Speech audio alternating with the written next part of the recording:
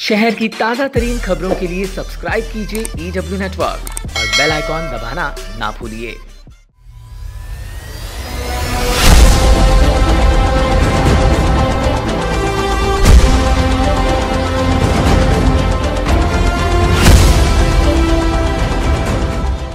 कहते हैं अगर मन में आत्मविश्वास हो तो सफलता जरूर हाथ लगती है, और अगर इसके विपरीत आप अति आत्मविश्वास को लेकर बैठे हो तो सफलता सिर्फ एक कल्पना सी हो जाती है। और फिलहाल कुछ यही हाल शिवसेना भाजपा का बना हुआ है। ऐसी चर्चा अब जोर पकड़ रही है। सन 2014 के लोकसभा चुनाव में मोदी लहर के कारण कई उम्मीदवारों को पहली बार सांसद बनने का मौका मिला, जिन्होंने यह हकीकत होगी यह सपने में भी सोचा न था। नरेंद्र मोदी के कार्यकाल के 5 वर्ष बीत गए और अब फिर से लोकसभा के चुनाव लगे हैं। फिर से चुनावी अखाड़े में खड़े महायुति के उम्मीदवारों को यही लग रहा है कि मोदी लहर फिर एक बार हमें सत्ता का सुख दिलाएगी।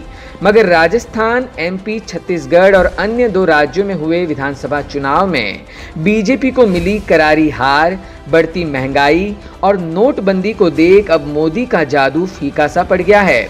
यह चर्चाएं अब राजनीतिक गलियारों से उठ रही हैं।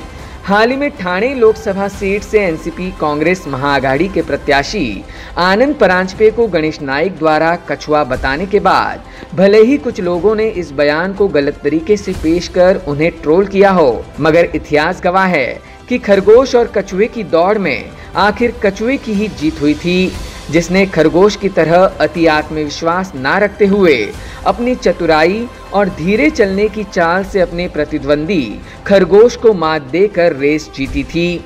गणेश नाइक को भी यही विश्वास है कि आनंद परांजपे भी कछुए की चाल चलकर ठाणे लोकसभा सीट पर जीत हासिल कर संसद तक पहुंचेंगे।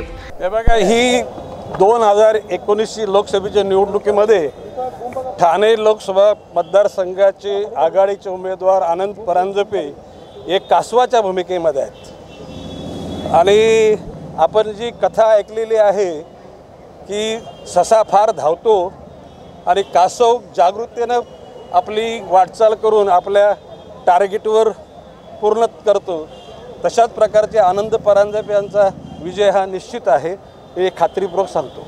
सूत्रों की माने तो शिवसेना बीजेपी के प्रत्याशी राजन विचारे अति आत्मविश्वास के साथ यही सोच रहे हैं कि इस बार भी सांसद बनने की उनकी राह आसान है।